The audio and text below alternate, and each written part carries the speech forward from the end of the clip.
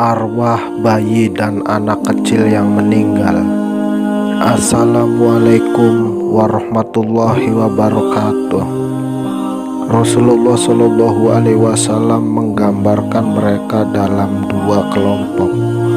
Kelompok yang pertama, bagi arwah anak-anak orang yang tidak beriman, mereka akan menjadi pelayan-pelayan di dalam surga dan hidup bebas di dalamnya tanpa memperdulikan kedua orang tuanya. Dan kelompok yang kedua, anak-anak orang yang soleh termasuk yang keguguran akan ditempatkan di dalam surga Allah di gunung yang indah. Di gunung itu terdapat pohon tuba, dan anak-anak ini dijaga oleh Nabi Ibrahim alaihissalam.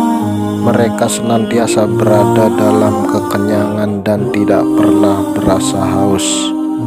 Bahkan senantiasa berdoa kepada Allah agar dapat bergandengan tangan dengan kedua orang tuanya. Surga terdapat pohon tuba yang semuanya dapat menikmati susunya, termasuklah bayi-bayi yang meninggal dunia yang masih menyusu, dan pengasuh mereka ialah Nabi Ibrahim alaihissalam. Bagi anak-anak kecil yang tidak lagi menyusu akan ditempatkan di dalam perut burung-burung berwarna hijau dan berterbangan di dalam surga. Hadis riwayat Ibnu Abi Ad-Dunya.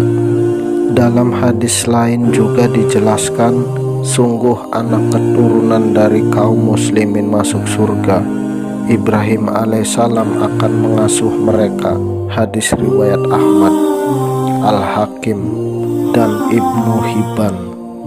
Apabila tiba waktunya semua orang ditempatkan di dalam surga dan neraka, anak-anak kecil tadi belum masuk ke surga.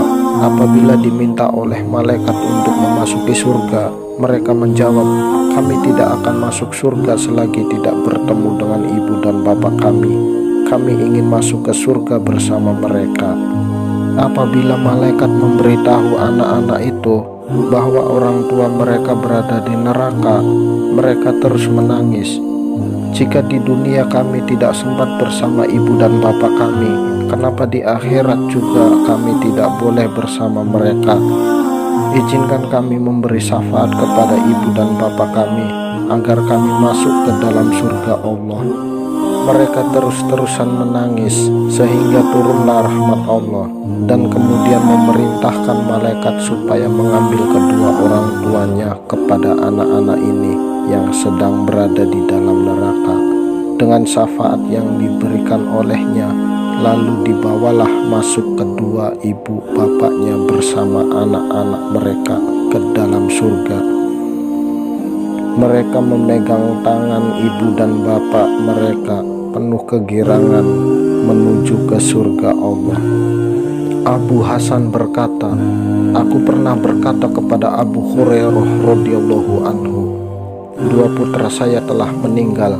Adakah hadis dari Rasulullah Shallallahu Alaihi Wasallam tentang mukmin yang sudah meninggal yang bisa engkau sampaikan untuk menenangkan hati kami? Beliau radhiyallahu anhu menjawab, ya, anak-anak mereka adalah penghuni cilik surga. Salah seorang dari mereka menjemput ayahnya atau kedua orang tuanya, lalu menarik baju atau tangannya sebagaimana aku menarik ujung bajumu ini, dan tiada hentinya sebelum Allah memasukkan orang tuanya bersama dia ke dalam surga. Hadis riwayat Muslim. Wallahu a'lam bishawab. Semoga bermanfaat.